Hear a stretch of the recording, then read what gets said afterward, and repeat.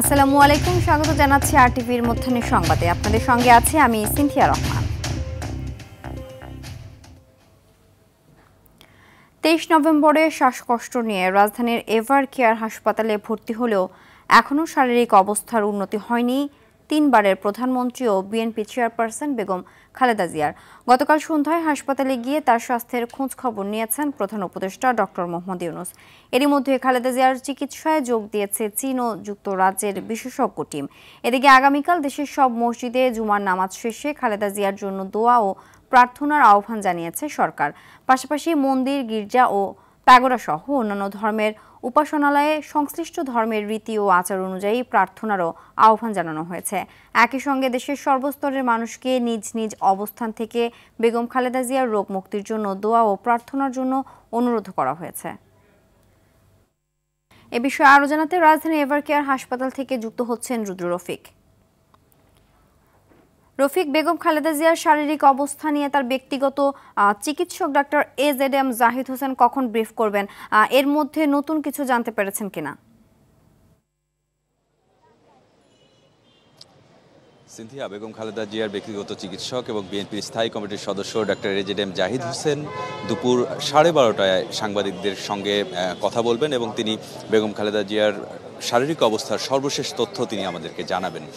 ইতিমধ্যে কিন্তু কিছুক্ষণ আগেই দলের সিনিয়র যুগ্ম মহাসচিব রুহুল কবির রিজভী তিনি নয়াপল্টনে সংবাদ সম্মেলন করেছেন এবং সেখানে তিনি জানিয়েছেন যে বেগম খালেদা জিয়ার শারীরিক অবস্থা অপরিবর্তিত রয়েছে, অর্থাৎ স্থিতিশীল অবস্থায় রয়েছে, উন্নতিও হয়নি, অবনতি হয়নি।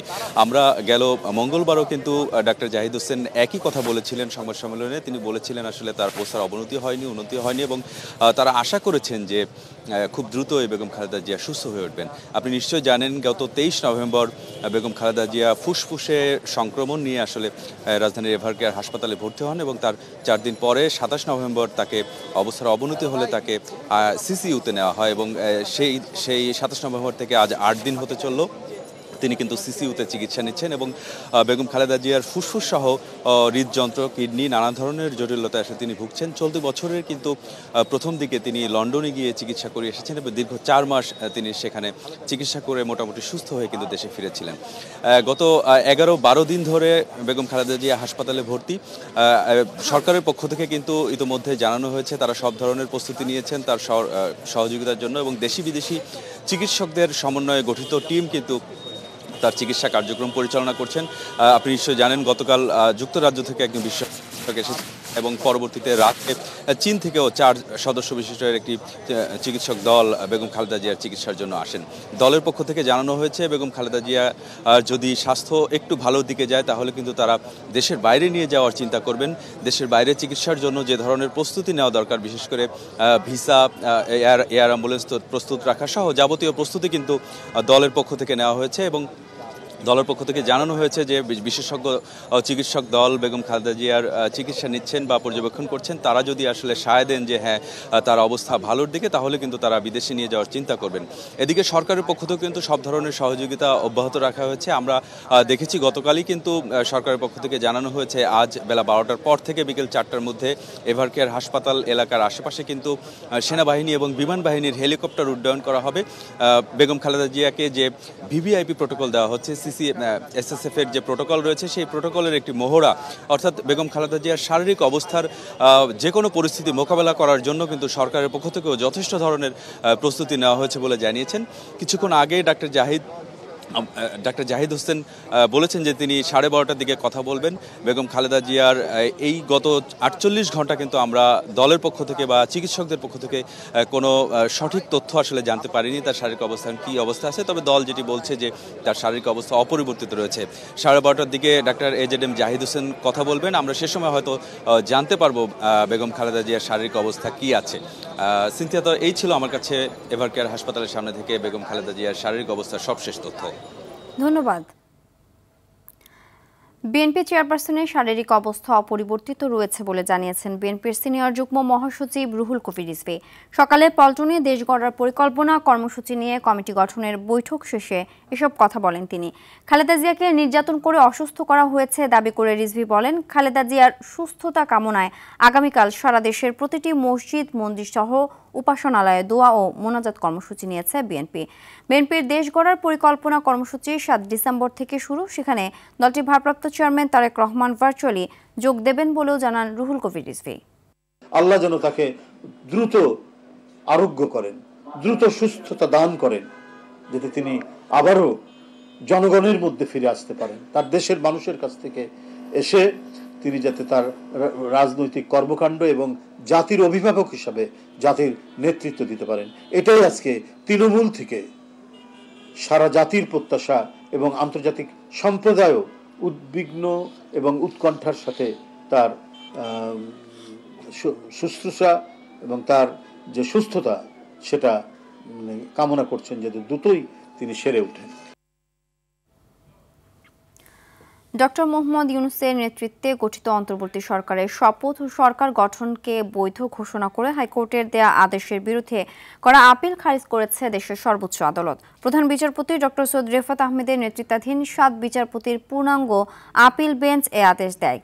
আদালতের এ রায় দেশের চলমান রাজনৈতিক প্রেক্ষাপটে গুরুত্বপূর্ণ প্রভাব ফেলতে পারে বলে জানান মামলার ইন্টারভেনার আইনজীবীরা। আর অ্যাটর্নি জেনারেল বলেন, বর্তমান অন্তর্বর্তী সরকারের বৈধতার জন্য জাতীয় সংসদের অনুমোদনের প্রয়োজন নেই।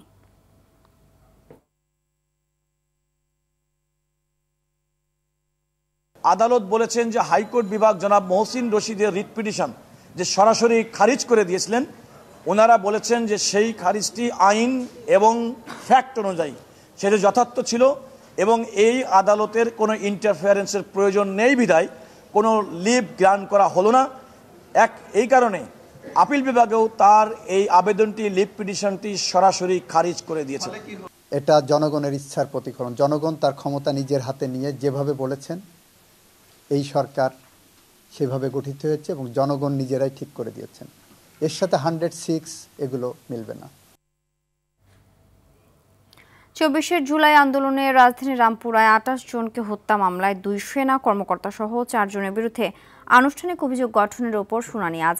গত 28 নভেম্বর বিচারপতি গোলাম মর্তুজা মজুমদারের নেতৃত্বাধীন আন্তর্জাতিক অপরাধ ট্রাইব্যুনাল 1 শুনানির এদিন ধার্য করে।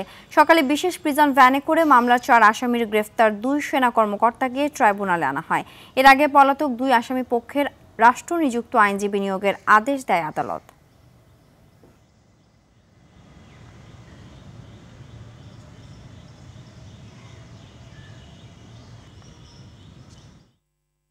দর্শক, আন্তর্জাতিক অপরাধ ট্রাইব্যুনাল প্রাঙ্গণ থেকে সরাসরি যুক্ত হচ্ছেন সহকর্মী জিএম মাহমুদ। মাহমুদ, অভিযোগ গঠনের উপর শুনানি কখন শুরু হতে পারে? ট্রাইব্যুনালে আজ আর কোনো মামলা শুনানি আছে কিনা জানাবেন।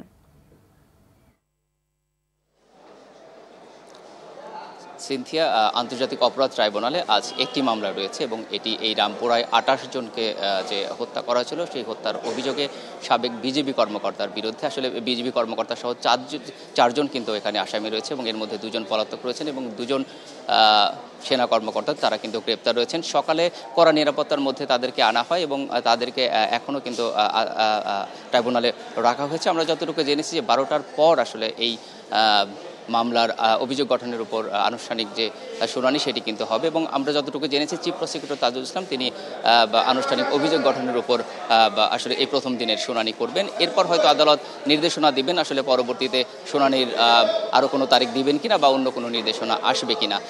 এছাড়া ট্রাইব্যুনালে আর কোনো মামলা নেই।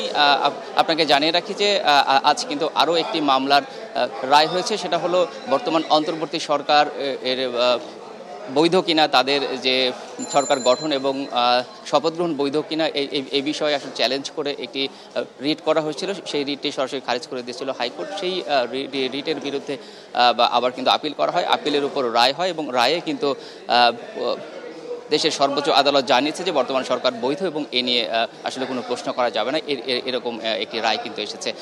এছাড়া আরও কিছু মামলার আজকে কার্যক্রম রয়েছে, আমরা পরবর্তী সংবাদে হয়তো এ বিষয়ে আরও বিস্তারিত তথ্য আপনাকে জানাতে পারবো।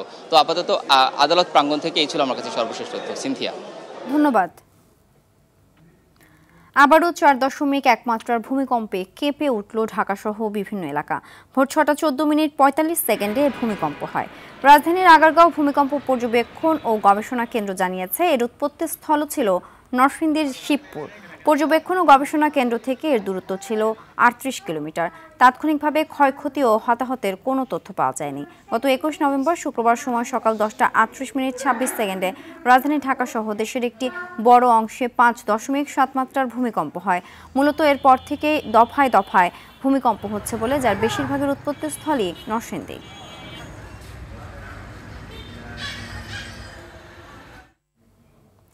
দশম গ্রেড বাস্তবায়নের দাবিতে সকাল থেকে অর্ধ দিবস কর্মবিরতি পালন করেছেন মেডিকেল টেকনোলজিস্ট ও ফার্মাসিস্টরা। সকালে বিভিন্ন হাসপাতালের সামনে দাবি তুলে ধরে মানববন্ধন করেন তারা। দীর্ঘদিনের অবহেলার কারণে আন্দোলনে নামতে বাধ্য হয়েছেন বলে উল্লেখ করে দ্রুত সমাধানের আহ্বান জানানো হয়। মেডিকেল টেকনোলজিস্ট ও ফার্মাসিস্টদের এমন কর্মবিরতিতে ভোগান্তিতে পড়েন রোগীরা।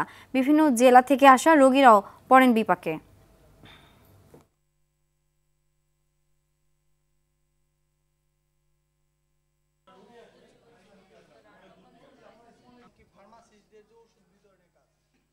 তারা আন্দোলন করতে আছে, কোনো টেস্ট করতে আছে না। কালকে আইসে এলো সিরিয়াল ধরে থুয়ে চলে গেছে। ৮টার পরে ২ ঘন্টা থেকে গেছি, কইছে ১২টার পরে এসো। ডাক্তার দেখছে, এখন এক্সরে করবো। এক্সরে করার জন্য এখানে আসছে, তারা নাই। প্রজ্ঞাপন চাই, আমরা আশ্বাসে বিশ্বাসী না। তো এই তারই প্রেক্ষিতে আমাদের জেলা সদর হাসপাতাল ইউনিয়ন হেলথ কমপ্লেক্স পর্যন্ত আমাদের এই আন্দোলন চলমান। স্বাস্থ্য উপদেষ্টা উনি আমাদেরকে আশ্বস্ত করলেও আজকেও আমাদের ফাইলের কোনো নিষ্পত্তি হয়নি। হবিগঞ্জ শহরে শায়েস্তানগর ও মোহনপুর এলাকাবাসীর মধ্যে তুচ্ছ ঘটনাকে কেন্দ্র করে সংঘর্ষে পুলিশসহ অন্তত ২০ জন আহত হয়েছেন। বুধবার রাত 10:30টার দিকে হঠাৎ উত্তেজনা ছড়িয়ে পড়লে এই সংঘর্ষ বাধে। স্থানীয়রা জানান, শায়েস্তানগর ও মোহনপুর এলাকার দুই যুবকের মধ্যে পূর্ব বিরোধের জের ধরে কথা কাটাকাটি হয়। এ নিয়ে দুই পক্ষের লোকজন পাল্টাপাল্টি অবস্থান নেয়। এক পর্যায়ে দুই পক্ষের মধ্যে সংঘর্ষ শুরু হয়। এ সময় বেশ কয়েকটি দোকানপাটে ভাঙচুরের ঘটনাও ঘটে। খবর পেয়ে পুলিশ ও সেনাবাহিনী দ্রুত ঘটনাস্থলে পৌঁছে পরিস্থিতি নিয়ন্ত্রণে আনে।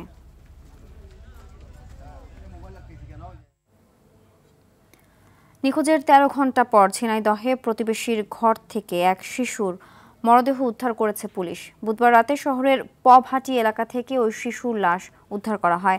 পুলিশ জানায়, পবহাটির ভ্যান চালক সাইদুল ইসলামের ৩.৫ বছরের কন্যা সাইমা আক্তার সাবা বুধবার সকালে বাড়ির পাশ থেকে নিখোঁজ হয়।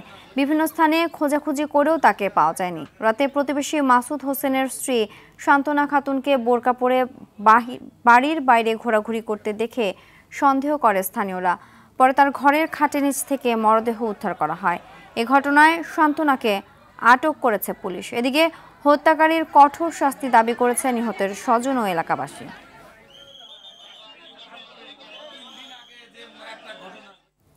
মধ্যাহ্নের সংবাদ এ পর্যন্তই। দুপুরের সংবাদ 2:45 দেখার আমন্ত্রণ রইল। ধন্যবাদ সবাইকে।